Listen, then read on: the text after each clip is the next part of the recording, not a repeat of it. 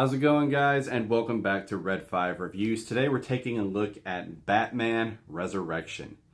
Batman Resurrection was published in October of 2024 and was written by New York Times best-selling author John Jackson Miller, who I had the pleasure of meeting a few months prior to when this novel was released, and who I also got this signed promotional poster from. And he was even very generous enough to sign one for Matthew over at the Geeks Attic, who wasn't able to attend the event and get to meet him in person. So it's no secret, you guys know that I am a huge fan of the Batman movie from 1989. It's my all-time favorite movie. And when I heard a novel taking place within this universe was going to be released, I was already on board, and I was happy that it was being written by John Jackson Miller just because of how well he writes for other fandoms, including Star Wars. And I was even more excited when I met him. He showed me a copy of the many ticket stubs that he bought when this movie first came out, when he went to go see this movie several times. So before my review, here's a brief summary. This story takes place in between the films Batman and Batman Returns. Several months have passed since Jack Napier, aka the Joker, died during his final confrontation with Batman.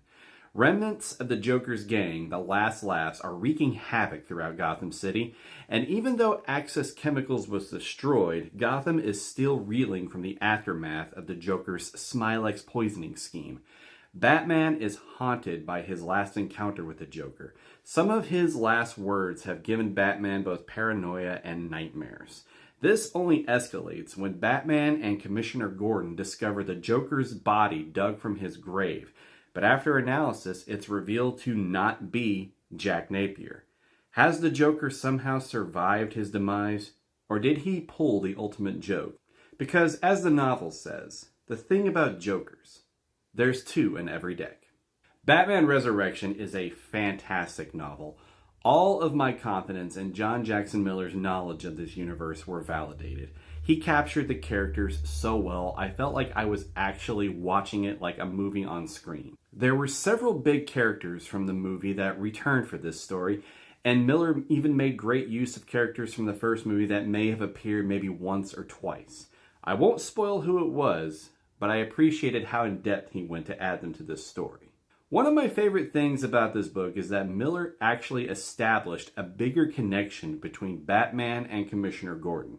If you've seen Batman and Batman Returns, then you know that that's a concept that was lacking in those films, and Batman's alliance to Gordon is one of my favorite things about the Batman character. I'm also glad that this story establishes that Batman has had other foes in between films. A part of me at one point was wondering if he didn't fight anybody until the Penguin and was just sitting in Wayne Manor every night, just waiting and waiting for something to happen until the bat signal finally was lit up near Christmas time. I will say, however, that the answers to one of my questions regarding the plot was answered pretty early in the book. Now, that didn't hurt my thoughts on the overall book itself, but if you're pretty knowledgeable when it comes to Batman, then you may recognize certain things. But don't let that stop you from reading this book, because there's way more surprises in store. Trust me. Tensions were high in this book, and I was on the edge of my seat. Batman is pushed to the limit, and John Jackson Miller did a fantastic job of portraying that and upping the stakes along the way. So as I'm recording this, I'm currently reading the sequel, Batman Revolution. And Batman Resurrection does a great job at tying into this story. I'm glad that we're getting an expanded universe, so to speak. And if you're curious as to whether this book ties into the comic series Batman 89, then all I'm going to say is, well, you got to read it to find out. But aren't Easter eggs fun?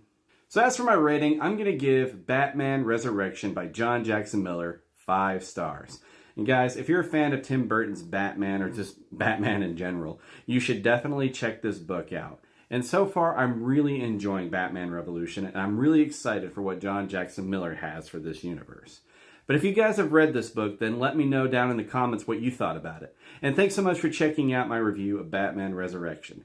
If you enjoyed it, be sure to hit that like button and consider subscribing for more book and comic reviews. Before I go, I do have one question though. You ever dance with the devil in a pale moonlight?